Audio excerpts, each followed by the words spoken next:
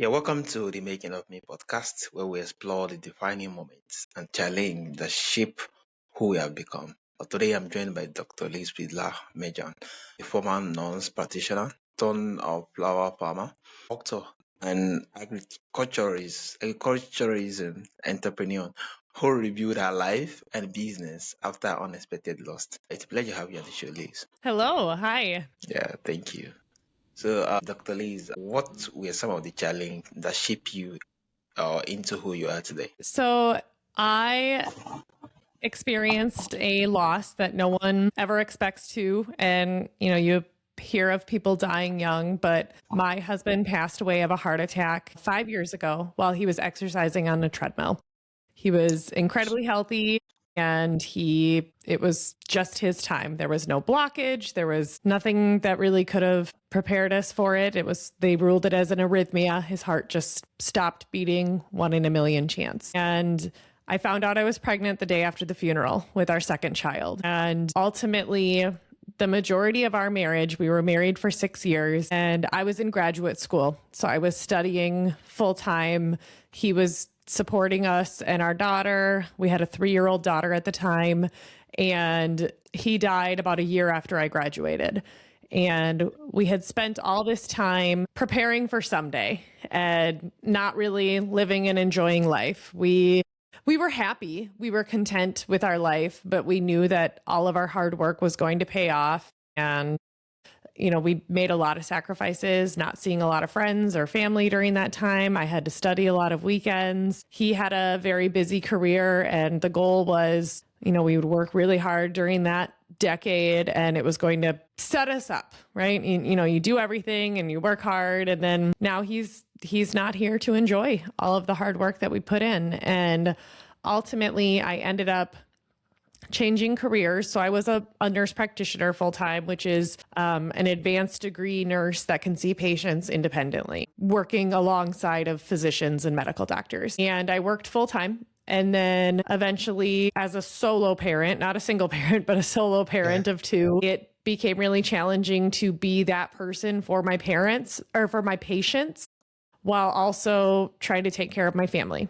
And we have this farm that it's a small farm, but if I knew that if I wanted to stay here after he passed away, I needed to have it mean something. It was the farm that he grew up on. And so I started planting flowers and more and more and more flowers. And eventually I had this customer base of hundreds of people that came out every week to get flowers. And I decided to take a leap and left my job as a nurse practitioner that I had a advanced doctorate degree in, and agritourism, the word that you kind of looked at and said, what is this word? It's a different way of farming and agriculture that's becoming very popular, where you essentially make money, where people get to come and enjoy the farm in some way, shape, or form. And so we have a space here where people can host small parties, gatherings, celebrations, birthday parties, anniversaries, retirements, celebrations of life. They do that here. They pick their flowers. We design flowers, and I've built a business doing that. I still work 1 day a week as a nurse practitioner, but ultimately everything that I built, it was kind of knowing that life was so short and life was so, to not spend it doing what you want to be doing, and just trying to build a life where I'm available and I'm flexible. I mean, now I work 60 hours a week instead of what I used to work. But I get to pick my own hours. So for example, today my daughter has a piano recital at 1:00 on a Friday during the week. It's the school talent show, and I can go to it. I got up at 3 a.m. and got a lot of my work done, and I'll be done working in a couple hours and I can go to it, and I get to pick my hours and my flexibility. Yeah, amazing. And I'm really sorry for the loss. And Thank you. it must have been a whole lot. And I'm glad that you're already finding your feet. Yeah. And how did working with the land and growing flowers support your healing journey? I think that I wish I could say that they brought me joy, but that's not necessarily true. Nothing was really bringing me joy. But what I will say is that I saw the joy that it brought others. And flowers for the last couple of centuries are used for celebrations, for happiness, for decoration. They evoke these deep feelings of, trying to cheer someone up. Sometimes you give them in times of sympathy. You use them at funerals, you use them at weddings. That flowers, they're not a trendy thing. They're something that have existed in all cultures, all societies, all walks of life. And being able to see the way that people were using my flowers to bring others joy, I think that just kept me going and realizing that there was something deeper to it. Amazing, amazing. So what we had about the earlier challenge of turning your farm into a revenue generating agritourism business? Well, ultimately, there are crops like corn or soybeans or, beef or, different crops that in the United States, they bring the amount of money that the market says that they're worth at the time. The price of that. So it's a commodity based price that can fluctuate with the price of the market. Whereas flowers or anything that you're selling retail or directly to the consumer, I don't have a contract with a wholesaler that's then selling the flowers. I'm selling them directly to the customer. So I get to make up my own price. And that was a challenge, learning, a fine balance of what are people willing to pay? What are my costs going into this? What is a fair price? What is that balance of, you don't want to be the cheapest because then people will leave you for the next cheapest person if they only come to you because you're cheap. But also you want to have a fair price because if you start getting too expensive, people aren't going to see the value in it and they're not going to want to buy it. So it's trying to figure out, what is fair? What is the mission? What do we want to do here? And for me, that was 2 years ago, adding wedding flowers. And so now this year I will do flowers for 60 weddings. So many on every weekend. Wow. And we don't host weddings here at the farm, but we host the showers. We host the rehearsal dinners. We host the other things. And then we grow a lot of the flowers, and then we probably 2/3 of the flowers that we do for weddings are grown by us. And then the rest of it we buy from other farmers if it's something that we don't grow that the bride specifically wants.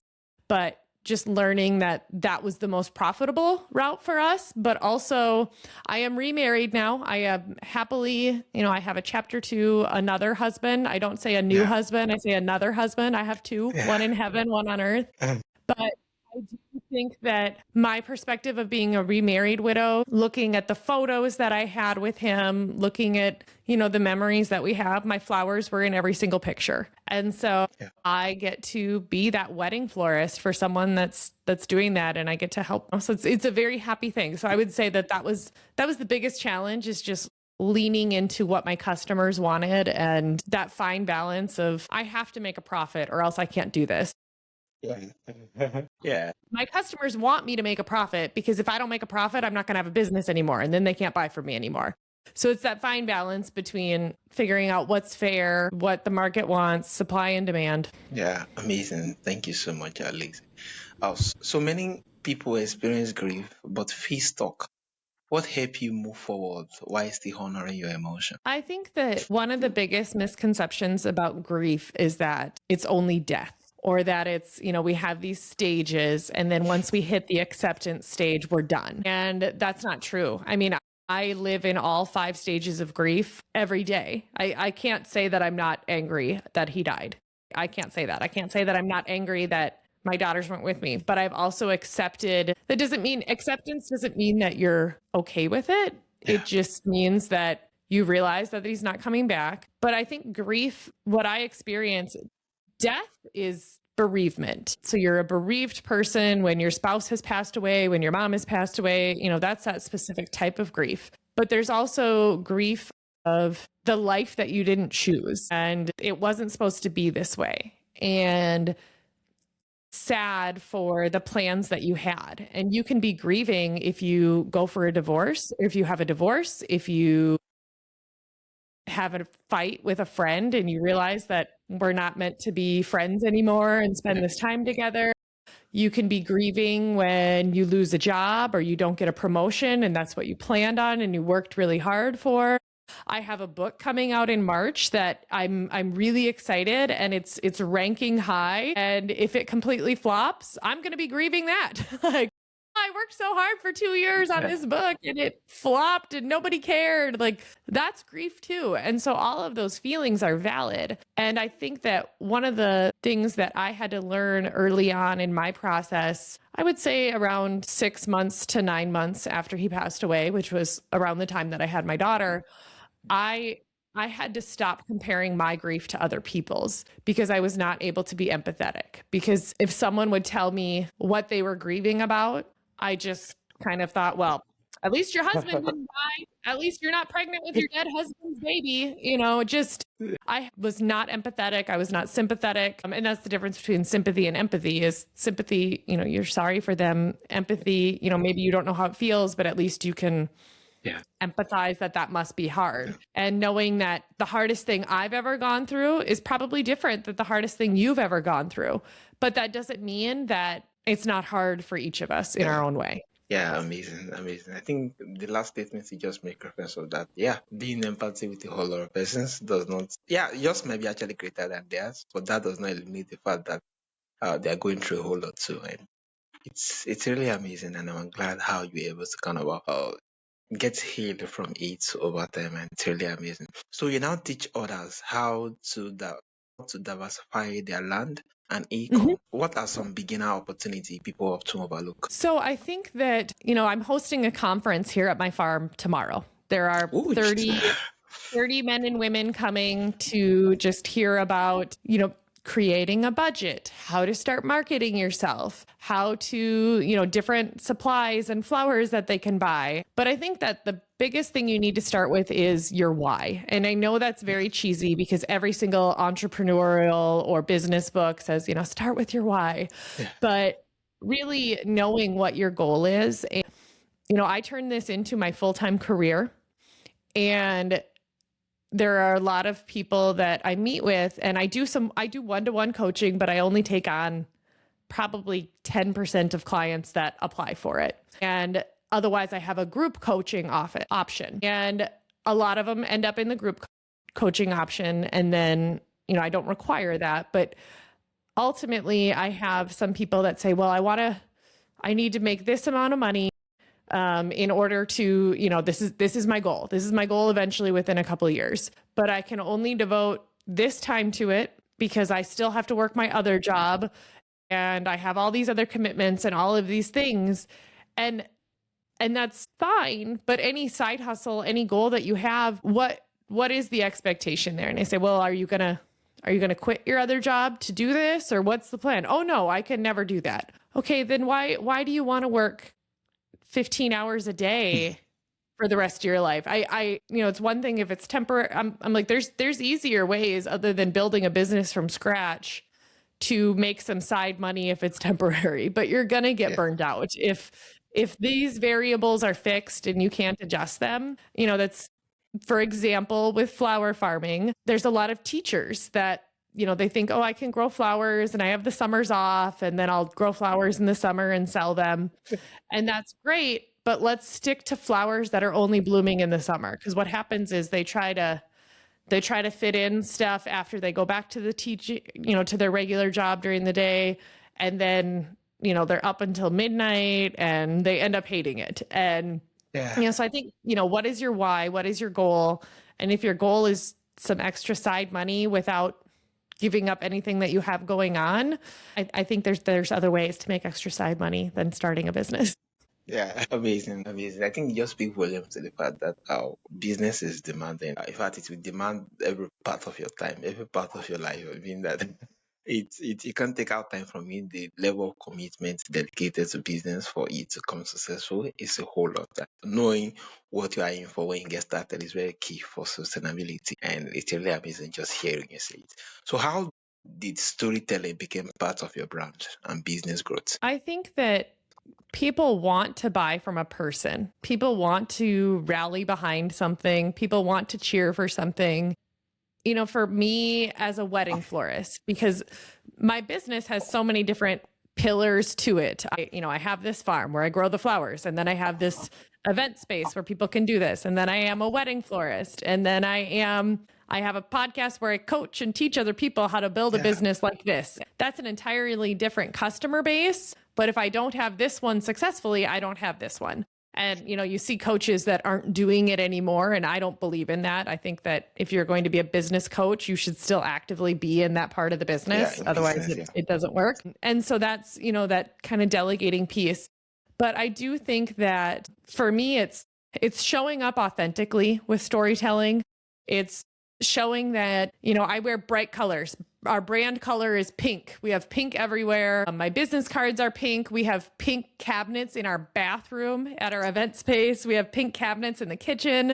Our farm store is pink. And I will gladly do a very elegant white wedding. They can have white flowers everywhere. I will do that. But it's not my favorite. I'd rather have a lot of colors, and I'm pretty clear on that. And I also am very clear with brides, like, let's focus on one customer exactly for storytelling. I don't, getting married and having a wedding is stressful enough. Your flowers should not be stressful.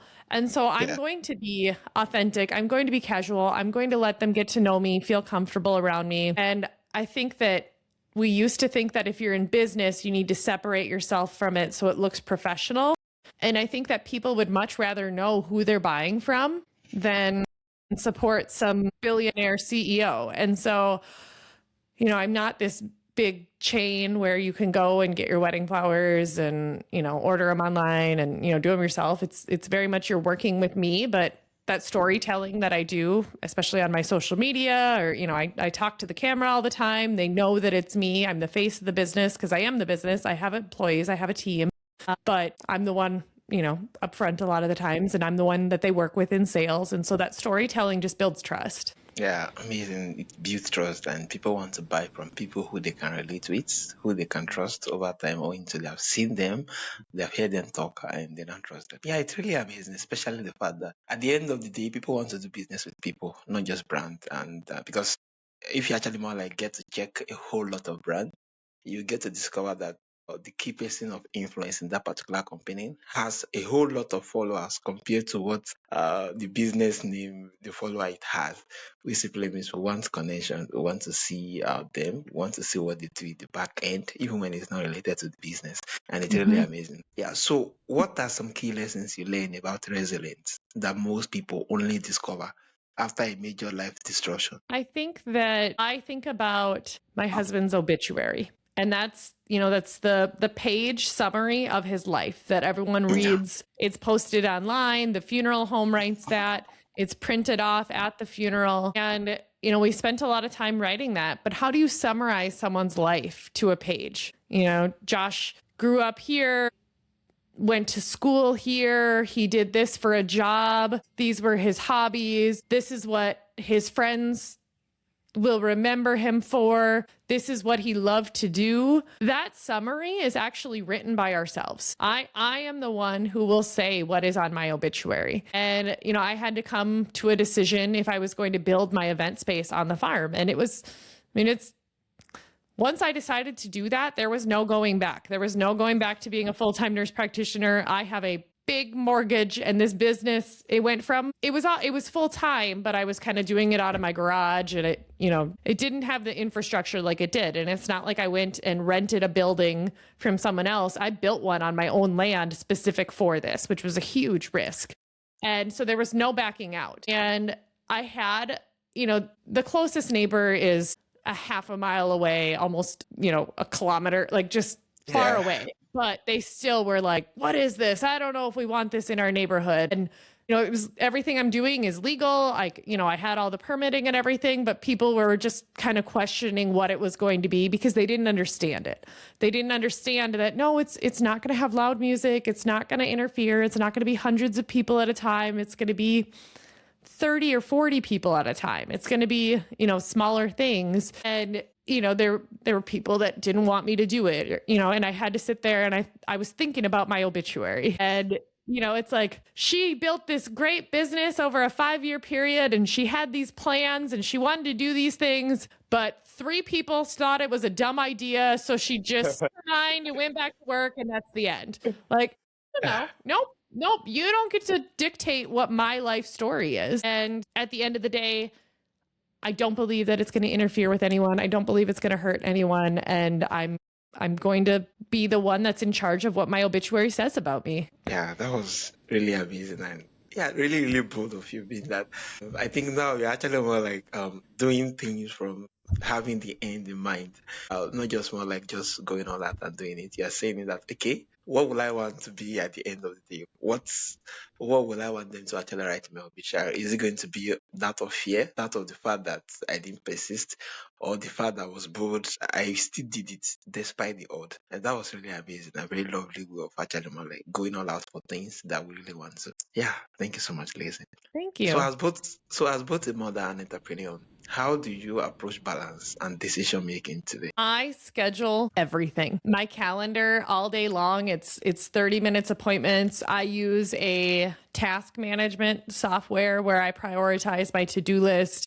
I give myself how long it should take, 15 minutes, 30 minutes. I prioritize it and I'll have my meetings scheduled throughout the day, podcast interviews, meetings with brides, consultations, any of that stuff. But then I'll put, I don't put 4 hours for social media. I put 1 hour on Monday and 1 hour on Thursday. And because I do all the marketing for my own business, that's something that I enjoy doing. I don't do my own accounting. I don't do, I don't do my own cleaning. I hire a cleaning service for the venue. I don't do, you can't do everything, but I enjoy the social media part. I enjoy the email marketing part. I enjoy that connection. And so I don't just put it on my to-do list and have it this looming thing. I actually schedule it every Monday, every Thursday. It's a meeting just like anything else is. And sometimes it gets bumped to later in the day, but I just make sure that gets done. And so I would say that's the balance. I try to do pretty strict hours. Last evening, after my husband got home, it was, 6 p.m. And I said, okay, I got to go back out to the flower shop and get some things done. And because that's not like me. I don't usually work in the evenings. And I'm like, I'm behind. I have too much to do. And he's like, okay. So I try to not, when my kids are here, when my kids are home, I try to give them my undivided attention. They go to daycare, they go to school, and I try to work when we have that childcare. And then when they're home, I try not to work, but it doesn't always happen. Yeah, amazing, amazing. So for someone listening now who is an unexpected life transition, what does bloom away look like in real time? So to bloom anyway means life is not going to go the way you planned. My book that's coming out in March, Flowers Bloom Anyway, Rebuilding a Life You Didn't Choose. That's the subtitle. And wow. It just means that time is going to pass. The world is going to keep spinning. The flowers are going to bloom anyway. And it's up to you what you do with that time. And it's really hard, but yeah. Thank you so much. Building a life that you didn't choose. The name is so lovely, and just hearing you make reference of the fact that life is full of unexpected circumstances, and the fact that a whole lot of the outcome is not what we plan from, but we must learn how to kind of navigate it because definitely the flower is going to bloom anyway. Amazing. Thank you. So for my audience who want to reach out to you, who want to connect with you, who want to learn more from you, how can they reach out and where's the best platform? So my Instagram is at Liz Fiedler Mergen, and my website is lizfiedlermergen.com. And if you go to that website, you will see links to my farm, links to my podcast, links to my social media, but that's the best way to connect. And then, of course, I would love if people are interested in learning more about my story. Pre-orders are open now, and my book, Flowers Bloom Anyway, launches in March. Yeah, amazing. Thank you, Lisa. Thank you for sharing your journey, resilience, reinvention, and purpose. Your story shows that even after life changes, growth is still possible. For listener, you can connect with Liz on Flower Her Work through her Instagram and our farm platform, which will be included in the show notes. Once again, it's a pleasure having you on the Making of Me podcast. Thank you for sharing your stories. Thank you. Ethan Hunt. Yeah, thank you.